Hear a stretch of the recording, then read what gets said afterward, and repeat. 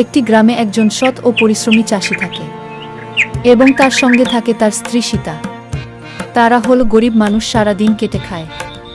রাজুর ভাঙা কুড়ে ঘরে সন্ধ্যাবেলায় তাদের মুখে গভীর চিন্তার ছাপ।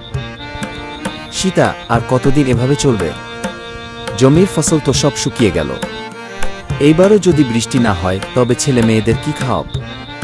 ভগবান আছেন গো, তিনি নিশ্চয়ই আমাদের দিকে চাইবেন। তুমি এত চিন্তা করো না।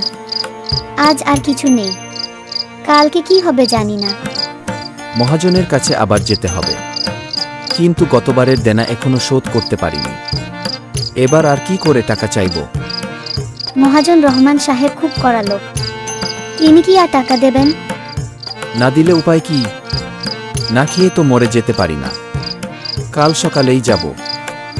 মহাজন রহমানের বিশাল বাড়ি। সকালে রহমান তার চেয়ারে বসে আছেন, তার সামনে এক গাদা টাকার বান্ডিল। রাজু ভয়ে ভয়ে দরজার সামনে দাঁড়ায়। মালিক, একটা কথা ছিল। কি কথা? গতবারে টাকা এখনো শোধ করতে পারিসনি, আবার এসেছিস কিসের জন্য? মালিক, এবার বৃষ্টি না হওয়ায় সব ফসল নষ্ট হয়ে গেছে। স্ত্রী সন্তানরা না খেয়ে আছে। এইবারকার মতো কিছু টাকা ধার দিন। পরের বার ফসল হলে আমি সব শোধ করে দেব।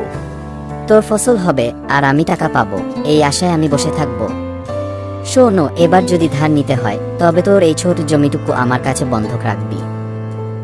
মালিক, ওই জমিটুকু ছাড়া আমার আর কিছু নেই। ওটা চলে গেলে আমরা কোথায় যাব? সেটা তোর সমস্যা। আমার শর্ত মানলে টাকা পাবি, না হলে চল।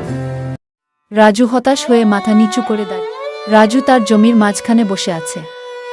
চারদিকে শুকিয়ে যাওয়া ফসল আর ফাটল ধরা মাটি। তার চোখ দিয়ে জল গড়িয়ে পড়ছে। এত পরিশ্রম করলাম কিন্তু কোনো লাভ হলো না। এখন কি সব শেষ? জমিটা যদি মহাজনের হাতে চলে যায় তাহলে আমরা কোথায় যাব? হঠাৎ আকাশ মেঘে ঢেকে যায়। ঠান্ডা বাতাস বইতে শুরু করে। রাজু অবাক হয়ে আকাশের দিকে তাকায়। সীতা! সীতা!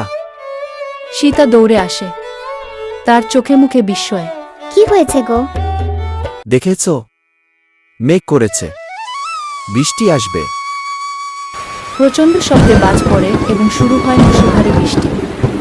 রাজু ও সীতা দুজনেই আনন্দে ভিজে যায়। তারা আকাশের দিকে হাত তুলে ভগবানের কাছে কৃতজ্ঞতা জানায়। এইবার থেকে রাজু এবং তার পরিবার নতুন করে বাঁচার আশা খুঁজে পায়। পরের বছর তাদের ক্ষেতে খুব ভালো ফসল হয়। তারা মহাজনের ঋণ শোধ করে দেয় এবং সুখে শান্তিতে দিন কাটায়।